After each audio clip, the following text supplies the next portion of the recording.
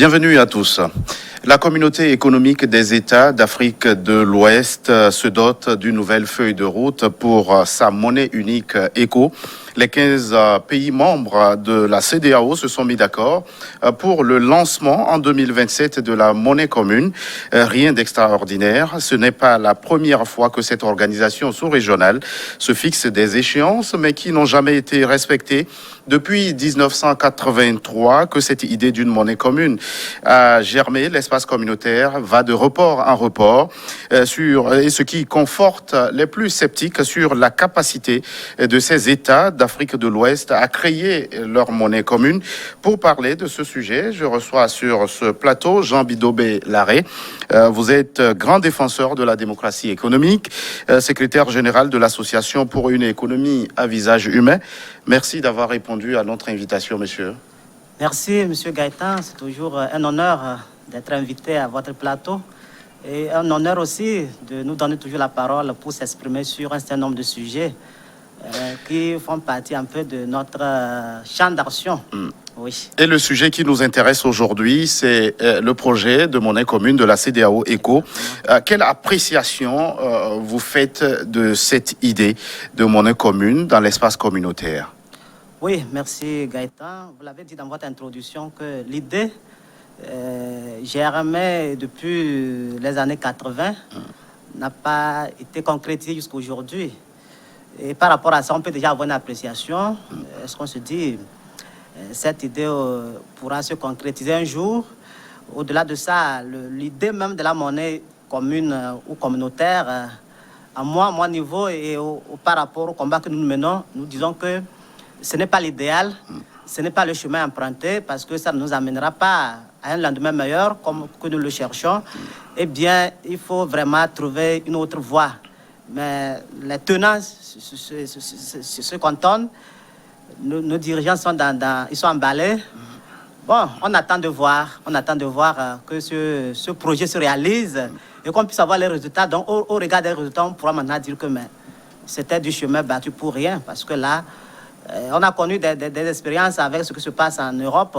L'euro, ceux qui sont dans l'euro ne se sentent pas mieux quand ils étaient dans les monnaies nationales. Et même les pays membres de l'Union européenne, tous n'ont pas adopté l'euro. Il y en a qui ont gardé leur monnaie nationale tout en subissant une politique monétaire donc, de l'Union. Donc, une monnaie communautaire, pour nous, pays de l'UEMOA, nous y sommes déjà. On se plaint. Maintenant, on veut agrandir la liste en incorporant les pays tous les autres pays de la CEDEAO. Pour quelle fin les tenants en ça? Moi, je n'en sais absolument rien. Ce que je sais, ça ne nous apportera rien de bien par rapport au défi de financer le développement. Alors, ça, c'est votre position. Une monnaie commune, ça ne nous apportera rien par rapport au défi de développement de l'espace communautaire. Mais aujourd'hui, la CEDEAO s'est dotée d'une nouvelle feuille de route qui indique 2027 pour le lancement de cette nouvelle monnaie. Qu'est-ce qui, selon vous, explique ces multiples reports? On en a connu déjà 4 environ. Oui, déjà 4. 2027, si l'échéance n'est pas aussi tenue, ça fera 5 reports. Qu'est-ce qui explique cela? Je dirais, selon même leur explication qu'ils avancent, que tous les pays membres de l'espace CEDEAO n'ont pas pu atteindre ou respecter ce qu'ils appellent les critères de convergence. Et cette critère de convergence porte sur le taux d'endettement. Donc, il faut maîtriser l'inflation, l'endettement, le déficit budgétaire. Et il se fait que, pour même des pays qui ont des monnaies nationales, il faut donc maîtriser le taux de change. Donc, il se fait que c'est extrêmement difficile donc, depuis les années 80. Je dirais qu'aucun pays n'a pu le respecter, peut-être sauf la dernière fois que le Togo, donc en 2019, le Togo a pu respecter tous les critères.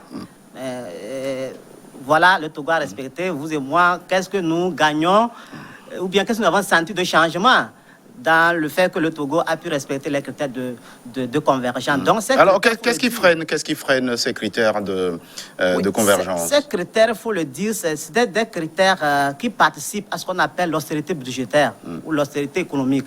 C'est-à-dire que quand vous appliquez ça, en tenant compte de ce qu'on vous a, les taux qu'on vous a imposés, si vous respectez ça, vous vous retrouvez avec des mesures antisociales. C'est-à-dire que vous êtes obligé d'augmenter les taxes, pour pouvoir payer donc le service de la dette. Donc vous pompez plus d'argent dans la population, ce qui crée la cherté de la vie, donc avec les prix qui semblent. Donc on se retrouve dans l'inflation, donc dont on veut éviter la survenue. Donc on est un peu dans un cercle vicieux, et dans ce cercle vicieux, il n'y a pas donc de sortie. La sortie, c'est de casser le cercle et de sortir vers ce que nous proposons. Sans quoi, c'est pourquoi beaucoup de pays n'arrivent pas, parce que en vouloir appliquer tout, eh bien vous vous retrouvez contre votre population. Donc, ces critères ont été imposés encore par l'Occident, pour ne pas dire les grands financiers internationaux qui contrôlent le monde.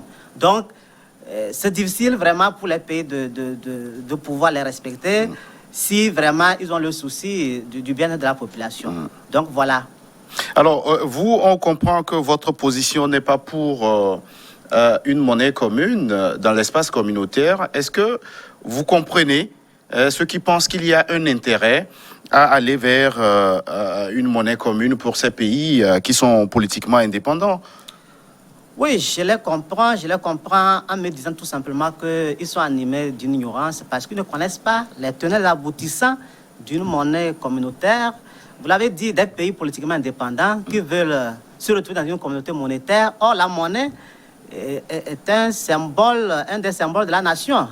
La monnaie, ou bien frapper la monnaie, est un privilège régalien appartenant donc à un État politiquement indépendant. Pourquoi se retrouver dans une CEDEAO qui n'est pas une fédération des États avec une monnaie de la CEDEAO? Donc il y a même un problème juridique qui s'oppose. Il faut d'abord être une fédération politiquement et juridiquement avant d'avoir ce symbole donc, qui est un privilège de la communauté. Donc, mais on n'en est pas encore là, mais on veut déjà avoir une monnaie communautaire. Donc je me dis... c'est parce qu'ils ne connaissent pas, pour ne pas dire qu'ils sont de mauvaise foi. Je me dis que c'est l'ignorance qui les anime. Et par rapport à ça, nous avons toute une littérature pour les éveiller là-dessus. Qu'est-ce que c'est que la monnaie? Parce que là, la nature de la monnaie n'est pas vraiment connue. Donc, et par rapport à ça, je dirais que tout l'enseignement qui se donne sur la monnaie dans notre université, c'est un faux enseignement. L'enseignement authentique sur la monnaie n'est pas donné.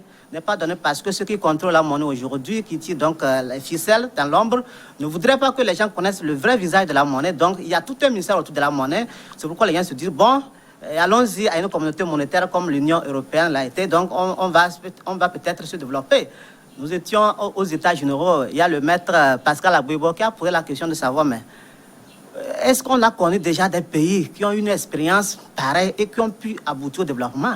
Mais on n'a pas pu reprendre cette question parce que si on prend le cas de l'Union européenne, c'est parce qu'eux ils étaient à un niveau de développement avancé avant de s'engager dans cette voie. Mais voilà, nous sommes encore à terre, nous sommes au premier. C'est pas, nous sommes encore au bas de l'échelle, mais on veut déjà se donner des outils dont on ne maîtrise même pas les tenants aboutissants. Donc, il y a un sérieux problème qui se pose par rapport à cette idée. Mais moi, j'attends, puisque l'idée a germé depuis, et elle fait son chemin, son nombre de chemin. Nous attendons sa concrétisation pour mieux se faire entendre. Alors, beaucoup d'économistes pensent qu'il va être difficile de faire converger un pays comme le Nigeria. C'est quand même le géant économiquement en Afrique de l'Ouest, avec ces 10% d'inflation par rapport à la zone UEMOA où l'inflation est sous la barre de 2%. Oui, c'est ça. Comme je le disais, même aux États généraux, tous étaient unanimes que ce n'est même pas possible d'attendre un jour de voir les 15 pays se retrouver, tous à respecter au même moment tous ces critères. Ce n'est pas possible. Et vous l'avez bien dit, le Nigeria, c'est le géant de notre sous-région. Est-ce qu'elle va se plier à ces directives contre son économie nationale? Eh bien, toute la question là, le Nigeria ne se laissera pas faire. Donc, et par rapport à ça, on se dit, bon, est-ce que cette idée de monnaie commune aura lieu, c'est-à-dire elle se concrétisera? La question reste posée. On attend de voir, l'avenir nous dira la vérité. Et face à ce qui paraît comme une impossible naissance, on va le dire comme ça, d'une monnaie unique et communautaire pour la CEDEAO, l'idée d'une monnaie nationale pour chaque pays était la bonne. On se rappelle que c'était l'obsession des dirigeants africains au lendemain des indépendances de frapper chacun sa propre monnaie. Oui, c'était de bonne guerre parce qu'ils ont obtenu l'indépendance politique.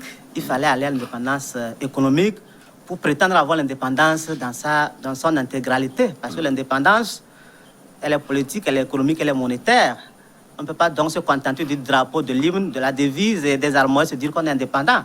Malheureusement, nous en sommes là après 60 ans. Donc, l'idée des pères des indépendants, c'était vraiment une bonne idée. Et on cherchait à l'avoir avec toute la connaissance qu'ils avaient sur la monnaie, qui n'est pas différente donc, de ce que nous vivons par rapport à ce que est connu enseigné. Et donc, on a connu des pays qui ont des monnaies nationales jusqu'aujourd'hui, mais qui ont toujours des problèmes économiques. Les pays ne sont pas développés, ils n'ont pas le financement. Et là, se pose une question. Pourquoi avoir une monnaie nationale et prendre encore des avions pour aller chercher du financement à l'étranger? Si la monnaie est censée financer l'économie, à quoi sert votre monnaie nationale? Le Ghana est plus endetté que le Togo et pourtant le Ghana est une monnaie nationale. Plein de pays autour de nous, donc dans la sous-région, je vais dire, donc, ont des monnaies nationales, mais ne s'en sortent pas. Donc cela pose un véritable problème. Est-ce que véritablement nous avons des monnaies nationales? Oui, nominalement, oui, mais dans la réalité, ces monnaies ne nous appartiennent pas. Alors, vous n'êtes pas pour une monnaie commune de la CEDEAO. Vous émettez des critiques par rapport à ces pays qui ont une monnaie nationale. Finalement, c'est où se trouve le salut? Merci, c'est quand même normal que vous vous inquiétiez, parce que vous avez l'impression que de part et d'autre, je ne me retrouve pas. Maintenant, qu'est-ce que moi je propose? Oui, à une monnaie nationale, mais une monnaie nationale souveraine. Et on n'en est pas encore à ce niveau. Aucun pays, du moins en Afrique, ne l'a encore expérimenté. Alors, quand vous parlez d'une monnaie nationale souveraine, les pays qui ont des monnaies nationales, le Ghana, la Guinée, le Nigeria, ces monnaies ne sont pas souveraines? Non, elles ne sont pas souveraines. Du moment où... Qu'est-ce que vous mettez dans cette souveraineté? Oui, la souveraineté veut dire que l'État national contrôle la création de la monnaie. Autrement, ce n'est pas le cas. C'est un groupe privé qui contrôle la création de la monnaie. Même pour une monnaie nationale, la Banque centrale est là, mais la Banque centrale reçoit des injonctions venant donc de l'extérieur, donc appartenant, ou bien venant donc d'un groupe international privé qui donc décide de ce qui va être fait dans les banques nationales. Et là, la Banque nationale, par exemple, du Ghana, ne reçoit pas l'ordre du gouvernement ghanéen. Et là, c'est ça le problème. Et donc, la monnaie aussi ne se limite pas au numéraire, donc au papier et comment on appelle, au métallique. Mais la monnaie aussi, c'est le crédit financier. Et donc, il se retrouve que le FMI, la Banque mondiale, qui crée le crédit financier, nous le prête à intérêt usurier.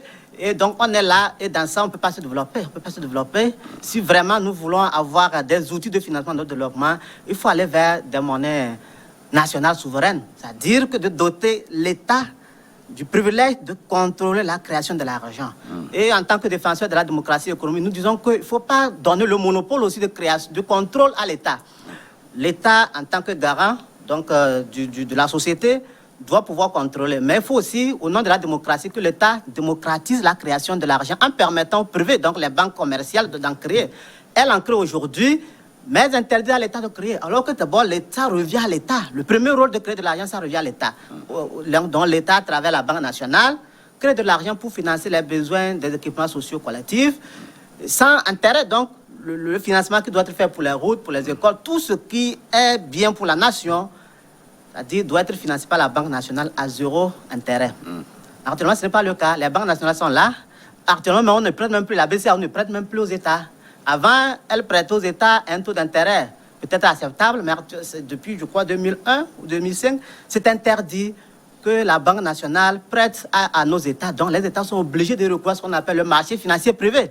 Et là, avec des taux d'intérêt usuraires, et ça crée donc de l'inflation, la cherté de la vie. Et on est là, on végète dans ça. Donc, on ne peut pas rêver du développement dans ces conditions. Il faut vraiment changer de paradigme. Aller vers ce que nous proposons. Ce que nous proposons, c'est le système économique de la démocratie économique. Il n'y a que ça qui puisse nous sauver. On a tout essayé. Les grands économistes le savent. Ceux qui ont les pieds sur la terre savent que toutes les théories qui ont été enseignées, qui continuent d'être enseignées, expérimentés, n'ont pas donné le salut escompté. Donc, alors, ça n'a pas donné le salut escompté, comme vous le dites, mais vous êtes défenseur de ce que vous appelez la démocratie économique. Oui. Qu'est-ce qu'elle renferme et concrètement, qu'est-ce qu'elle peut apporter de mieux que ce que nous vivons jusqu'aujourd'hui? Oui, elle peut apporter ce que nous appelons une réforme monétaire, donc une réforme structurelle du système monétaire actuel, de sorte que l'État se retrouve à contrôler la création de l'argent pour financer le développement à zéro intérêt, de sorte que l'État, qui est le papa donc, de tout le monde, le gouvernement, le papa de tout le monde, si je peux m'exprimer en termes beaucoup plus ordinaires comme ça, garantit à chaque citoyen un minimum d'argent que nous appelons dividende national, social, de sorte qu'on n'ait plus des gens qui souffrent de la faim à cause de la nourriture sur les marchés. Vous voyez donc, et nous avons un troisième principe qui voudrait qu'on puisse ajuster les prix de façon scientifique, de sorte que les commerçants ne soient pas amenés à vendre plus cher de façon injustifiée. Donc, c'est tout un ensemble donc, de principes très scientifiques qui ne souffrent d'aucune ambiguïté, élaborés depuis même le début, depuis 1917, mais qui ne sont pas enseignés parce que ça vient donc remettre en cause les intérêts des groupes privés qui dirigent le monde. Et donc, ça ne s'enseigne pas dans l'université. Et on est là, on nous trompe avec des faux enseignements et on croit qu'on peut se développer dans ça. Est-ce que M. Larrey serait en train de plaider pour plus d'assistanat dans nos pays? Pas d'assistanat. L'assistanat veut dire que bon, vous ne méritez pas, ben, on vous aide, non. Et si, quand nous parlons de dividendes, pour ceux qui sont du domaine de l'économie, savent que le dividende, donc, je reçois une part des bénéfices de mon capital investi. Et donc, nous estimons à juste titre que chaque citoyen est copropriétaire et donc capitaliste des richesses de la nation. Les ressources du sous-sol ne sont pas un effort d'un individu. Ce n'est même pas un effort de la nation. Ça a été un don de Dieu. C'est un héritage pour chacun de nous. La science qui permet donc de le mettre en rendement, ce n'est pas l'effort de chacun de nous, ou bien, en fait, c'est ensemble groupé qu'on arrive à produire. Donc, cela donc doit nous dégager ce que nous appelons des dividendes. Et ce dividende, c'est en argent. On vous donne, vous le prenez parce que vous êtes citoyen. Votre part de citoyen, prenez-le. Maintenant, si vous travaillez, vous avez votre salaire, mais on vous donne encore en tant que citoyen. Là, ce n'est pas de l'assistanat, comme on sous-entend, mais ici, c'est nous faire jouir de notre part de la richesse de la nation en tant que citoyen. Alors, si nous revenons, M. Larrey, à notre monnaie commune ECO en perspective, une feuille de route est désormais en place, mais est-ce que l'avenir de cette monnaie commune sera-t-il imposé par l'économie réelle?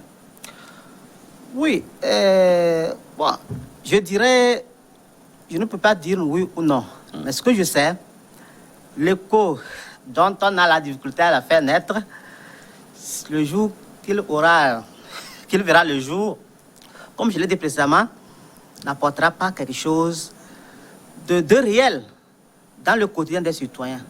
C'est-à-dire, qu'est-ce qu'on veut? On veut qu'on peut concentrer le pouvoir de créer de l'argent entre les mains d'un petit groupe supra-régional, donc qui ne reçoit donc pas des injonctions d'un gouvernement, qui ne tient pas compte des besoins de chaque pays, mais qui, selon peut-être le bon vouloir de ceux qui l'ont mis là-bas, et travaillent et de temps en temps, ils saupoudront un peu notre économie. Donc, ça ne serait pas vraiment différent. Parce que moi, j'ai pu poser la question à un grand économiste.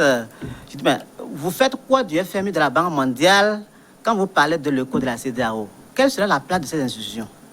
Vous allez continuer, nos pays vont continuer à être perfusés par ces institutions antidémocratiques, antisociales, qui sont contre notre développement. C'est ça, ou bien qu'est-ce qui se passe? Il n'a pas pu me donner une réponse. Donc, vous ne pouvez pas parler de la monnaie et ne pas parler de ce que FMI et la Banque mondiale sont en train de nous faire comme mal. Donc, il faut vraiment couper avec ces institutions et s'organiser à notre niveau pour avoir notre système monétaire. Donc, quand ce n'est pas ça, tout ce qui va être proposé, ça ne va pas nous apporter quelque chose de bien. Alors concrètement, pour vous, le retard de développement des pays africains comme les nôtres est imputable à ces institutions de Bretton Woods, la Banque mondiale et le FMI? Oui, imputable, je dirais à 90%. C'est elle qui dirige tout, qui fixe tout. Le budget de nos États, c'est depuis Washington que c'est téléguidé. Vous voyez, donc, vous avez beau promettre à votre population comment je vous ferai ça, je fais ci, je suis élu, mais une fois arrivé, on vous dit voilà, vous ne pouvez pas faire, ça. Et si vous blaguez, vous butez, vous tombez. Donc c'est compliqué. C'est eux, ils sont vraiment l'origine. Au-delà de ça, nous avons le passé colonial qui influe, mais c'est vraiment rien aujourd'hui parce que nos anciennes puissances sont obligées de collaborer avec le FMI pour nous soutirer. Et même quand on prend on l'a compris. Merci à vous, Jean Bidobé Larrey, d'être passé sur ce plateau. Vous êtes défenseur de la démocratie économique. Merci à vous qui êtes resté à notre compagnie. À très vite pour un autre numéro de votre émission Focus.